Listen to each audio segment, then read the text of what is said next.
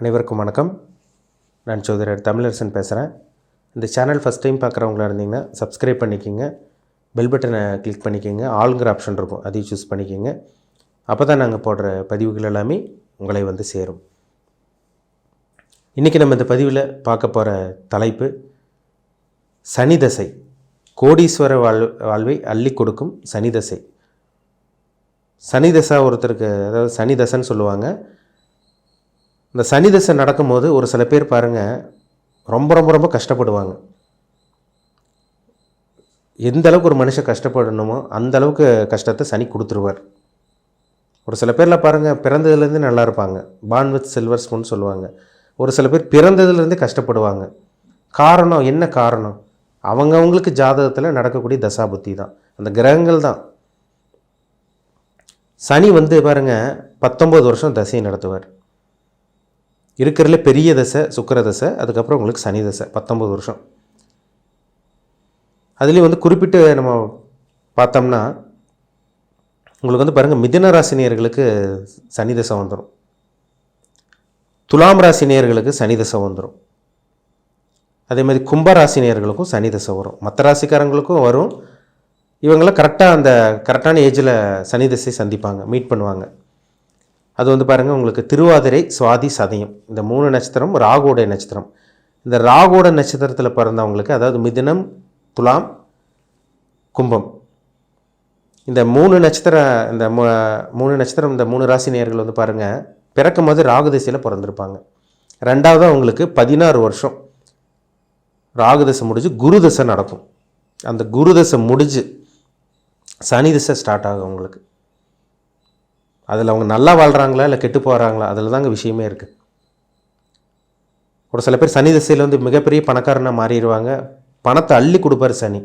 ஒரு சில பேர்லாம் நொந்து நூல் செய்வாங்க, சனி அந்தளவுக்கு பிரச்சனை கொடுத்துரும். அது கூடவே உங்களுக்கு அந்த அஷ்டம சனி 7.5 சனியெலாம் வந்துச்சுன்னா சொல்லவே வேண்டாம், படாத பாடு சனி கொடுத்துருவார். இப்போ வந்து திருவாதிரை, சுவாதி, சதயம் இந்த 3 நட்சத்திரக்காரங்களுக்கு வந்து பார்த்திங்கன்னா சனி தசை வரும். 3வது சனி தசை வரும். அவங்க ஏஜ் ரொம்ப முக்கியம், என்ன வயசில் இருக்காங்க முக்கியம்.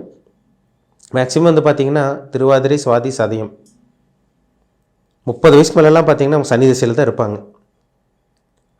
ஒரு சில பேர் 25க்கு மேலே தாண்டலாம், ஒரு சில பேர் 30 வயசுக்கு மேலே இருக்கலாம். ஏன்னா ராகு திசை அவங்க இந்த விளிம்பில் இருக்காங்களா, அதாவது என்ன நட்சத்திர பாதம், ஆரம்ப பகுதியில் பிறந்திருக்காங்களா இல்லை கடைசி நட்சத்திர பாதத்தில் பிறந்திருக்காங்களா, அதுக்கு தகுந்த மாதிரி பலன் மாறும். சரிங்களா? ஆனால் அந்த 3வது வரக்கூடிய சனி திசை வந்து பாருங்கள், யாருக்கு நல்லா இருக்குன்னு பார்த்தீங்கன்னா, நீங்கள் மிதுன ராசியாக இருக்கலாம், துலாம் ராசியாக இருக்கலாம், இல்லை கும்ப ராசியாக இருக்கலாம்.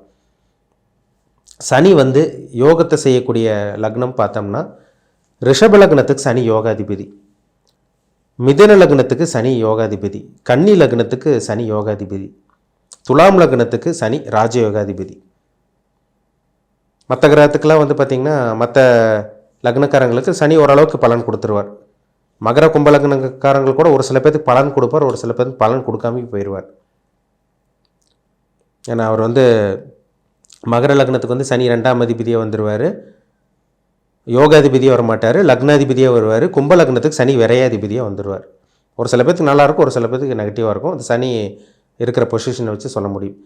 ஆனால் இந்த மிதுன லக்னம், கன்னி லக்னம், ரிஷப லக்னம், துலாம் லக்னக்காரங்களுக்கு சனி தசை அதாவது வந்துருச்சுன்னா, அதாவது 3 நட்சத்திரம் நேயர்களுக்கு, அதாவது வந்து திருவாதிரை, சுவாதி, சதயம் சனி தசை மட்டும் வந்துருச்சுன்னா, அந்த சனி நல்ல ஒரு இடத்துல இருந்துச்சுன்னா சனி அற்புதமான பலனை வாரி வழங்கிடுவார்.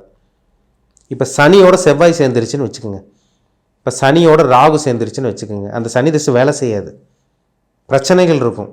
அவர் லக்னத்துக்கு யோகாதிபதியாக இருந்தால் கூட சனி பிரச்சனைகள் கொடுக்க தான் முன்வைப்பார்.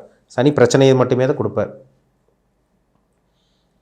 இப்போ மிதுன லக்னத்துக்கு சனி 8ஆம் அதிபதியாக வருவார், 9ஆம் அதிபதியாக வருவார், பாக்கி ஸ்தானாதிபதியாக வருவார், அஷ்டமஸ்தானாதிபதியாக வருவார். அவர் 9ஆம் இடத்துல இருக்காருன்னு வச்சுக்கோம். மிதுன லக்னத்துக்கு சனி இங்கே இருப்பார், 9ஆம் இடத்துல பாக்கி ஸ்தானத்தில் கும்ப ராசியில் இருப்பார். தனிச்சு இருக்கக்கூடாது. சனி தந்தை வழியில் பிரச்சனை, தந்தை வழி சொந்த பந்தங்கள், பூர்வீகத்தில் பிரச்சனை, அப்பாவுக்கு உங்களுக்கு ஆகாமல் போகும், எல்லாமே சனி திசையில் நடக்கும். இப்போ கும்ப லக்னத்துக்கு சனி 12ஆம் அதிபதியாக வருவார், அவர் 12ஆம் இடத்துல இருக்காருன்னு வச்சுக்கோம். சனி விரயத்தை மட்டுமே தான் கொடுப்பார். இப்போ கன்னி லக்னக்காரங்களுக்கு சனி 5, 6ஆம் அதிபதியாக வருவார், அவர் 6ஆம் இடத்துல இருக்காருன்னு வச்சுக்கோம். இப்போ 6ஆம் இடத்துல இருக்காருன்னு பார்த்தோம்னா இப்போ குருவோட தொடர்பு சுக்கிரனோட தொடர்பு இருந்துச்சுன்னா அந்த சனி திசையும் மிகப்பெரிய யோகத்தை கொடுத்துரும். துலாம் லக்னத்துக்கு சனி ராஜயோக அதிபதி, அவர் இருக்கிற இடத்த பொறுத்து பலனை கொடுத்துருவார். இப்போ துலாம் லக்னக்காரங்களுக்கு சனி வந்து பார்த்திங்கன்னா இப்போ வந்து சனி வந்து இப்போ சிம்மத்தில் இருக்குன்னு வச்சுக்கோங்க. துலாம் லக்னத்துக்கு சனி வந்து சிம்மத்தில் எங்கே இருப்பார், உங்களுக்கு வந்து பார்த்திங்கன்னா உங்களுக்கு 11ஆம் இடத்துல இருப்பார். அங்கே தனித்து சனி இருக்கக்கூடாது. அவர் நல்லது செய்யக்கூடிய கிரகமாக இருந்தாலும் அங்கே 11ல் இருந்தால் அவர் பெருசாக நல்லது செய்ய முடியாது அவரால். விதிவிலக்கு என்னென்னா குருவோட தொடர்பு, குருவோட சேர்க்கை, சுக்கிரனோட சேர்க்கை, சுக்கிரனோட பார்வை, இந்த மாதிரி அமைப்பில் இருந்துச்சுன்னா சனி யோகத்தை கொடுத்துருவார். இல்லைன்னா உங்களுக்கு தனிச்ச புதன் இருந்துச்சுன்னா கூட பரவாயில்ல தான். இல்லை வளர்பிறை சந்திரனோட தொடர்பு இருந்ததுன்னா அந்த சனி திசை மிகப்பெரிய யோகத்தில் லாபத்தை கொடுத்துரும். எப்பவுமே வந்து பாருங்கள், சனி வந்து பாருங்கள் சிம்ம லக்னக்கும் கடக லக்னத்துக்கும் சனி ஆகாத கிரகம். அந்த கிரகம் வந்து நல்ல ஒரு பொசிஷனில் நல்ல ஒரு அமைப்பில் இருந்துச்சுன்னா சனி நல்லது பண்ணுவார். கெட்டு போகணும். சிம்ம லக்னத்துக்கும் கடக லக்னத்துக்கும் சனி வந்து மறைமுகமாக கெட்டு போகணும். அப்படி இருந்தால் தான் சனி வந்து யோகத்தை கொடுப்பார், யோகத்தை செய்வார். இல்லைன்னா அவரால் நெகட்டிவான விஷயங்கள் தான் அவர் கொடுக்க முடியும்.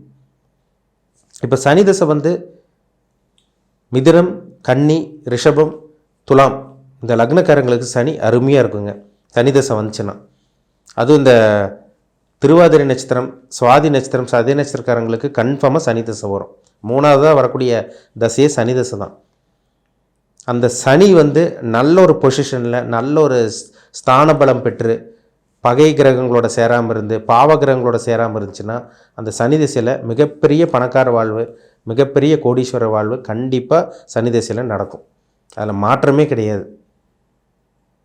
யாராக வேணா இருக்கலாம், அவங்க வந்து யாராக வேணா இருக்கலாம், பணக்காரனாக இருக்கலாம், ஏழையாக இருக்கலாம், இல்லை நடுத்தர மிடில் கிளாஸ் ஃபேமிலியாக இருக்கலாம். அந்த சனி திசை வந்து யோகத்தை மட்டுமே செய்வார் அந்த டைமில் நல்ல கிரகங்களோட சேர்ந்தா. ஒரு சில பேர் பிறந்ததுலேருந்து பாருங்கள் கஷ்டம் கஷ்டம் கஷ்டம் கஷ்டம்னு சொல்லுவாங்க. இந்த திருவாதிரை நட்சத்திரம், சுவாதி, சதய நட்சத்திரக்காரங்களாம் பிறந்ததுலேருந்து கஷ்டப்பட்டுருப்பாங்க. ஒரு சில பேர்லாம் கரெக்டாக வந்து பார்த்திங்கன்னா 25-30 வயசுக்கு மேலே பார்த்திங்கன்னா அப்படியே பிஸ்னஸில் லாபத்தை பார்த்துருப்பாங்க. வாழ்க்கை எங்கேயோ அவங்கள மாற்றி விட்ருக்கும். ஒரு திடீர்னு சில விஷயங்கள் நடந்திருக்கும். லைஃப் எப்படி மாறி இருக்கும், திருப்பமுனை ஏற்பட்டிருக்கும். இதெல்லாமே இந்த சனி தசை மூலமாக நடந்திருக்கும், கன்ஃபார்மாக நடந்திருக்கும். ஏன்னா 3ஆவதாக அவங்க ஒன்று சந்திக்கக்கூடிய தசையே சனி தசை தான். கரெக்டான ஏஜில் வரும். அதனால தான் இந்த நம்ம மூணு நட்சத்திரம் எடுத்து பேசுகிறோம். உங்கள் ஜாதகத்தில் சனி இங்கே இருக்காருன்னு பாருங்கள், சரிங்களா? நீங்கள் மிதுன லக்னம், ரிஷப லக்னம், மிதுன லக்னம், அதேமாதிரி வந்து பார்த்திங்கன்னா கன்னி லக்னம், துலாம் லக்னம், இந்த 4 லக்னத்தில் பிறந்தீங்கன்னா சனி தசை 3ஆவது வரக்கூடிய சனி தசை அந்த 3 ராசி சொன்ன பார்த்தீங்களா, அதாவது மிதுனம், உங்களுக்கு வந்து துலாம், கும்பம், இந்த 3 ராசிக்காரங்களுக்கும் சனி தசை யோகத்தை மட்டுமே செய்வார். அவர் நல்ல கிரகத்தோட தொடர்பு இருந்துச்சுன்னா கோடீஸ்வர வாழ்க்கை கண்டிப்பாக ஏற்படுத்தி கொடுப்பார். அதில் மாற்றமே கிடையாது, சரிங்களா? உங்கள் ஜாதகத்தை செக் பண்ணுங்கள். உங்கள் ஜாதகத்தில் சனி கெட்டு போயிருக்காரா, அஸ்தமனமாக இருக்காரா, நீச்சமாக இருக்காரா, பாவகிரகங்களோட இணைஞ்சிருக்கா, சனி வந்து பார்த்திங்கன்னா ராகுவோடையும் செவ்வாயோடையும், முக்கியமாக சொல்லப்போனால் சூரியனோட சனி சேரவே கூடாது. சூரியனோட சேர்ந்து அந்த சனி திசை கெட்டு போச்சுன்னு அர்த்தம். சனி திசை 19 வருஷம் வேலையே செய்யாது, வாய்ப்பே கிடையாது, வேலையே செய்யாதுங்க. அப்போ நீங்கள் என்ன பண்ணி என்ன பிரயோஜனம்? ஒன்றும் பண்ண முடியாது. கர்மா தலையெழுத்துன்னு போக வேண்டியது தான். அப்போ அவங்க ஜாதகத்தை பார்த்தா தான் நம்ம முழுசாக சொல்ல முடியும், சரிங்களா? உங்கள் ஜாதகத்தை செக் பண்ணுங்கள், எப்படி கிரகநிலைகளாக எப்படி இருக்குன்னு பாருங்கள். அது பார்த்தா தான் நம்ம அக்யூரேட்டாக சொல்ல முடியும், சரிங்களா? மீண்டும் அடுத்த பதிவில் சந்திக்கும் வரை உங்களிடமிருந்து விடைபெறுவது உங்கள் ஜோதிடர் தமிழரசன். இந்த சேனல் பிடிச்சிருந்தா உங்கள் நண்பருக்கும் உறவினருக்கும் ஷேர் பண்ணுங்கள், லைக் பண்ணுங்கள், சப்ஸ்கிரைப் பண்ணுங்கள், பெல் பட்டனை கிளிக் பண்ணிக்கோங்க, ஆளுங்கிற ஆப்ஷன் இருக்கும் அதையும் சூஸ் பண்ணிக்கோங்க. அப்போ தான் நாங்கள் போடுற பதிவுகள் எல்லாமே உங்களை வந்து சேரும். நன்றி, வணக்கம்.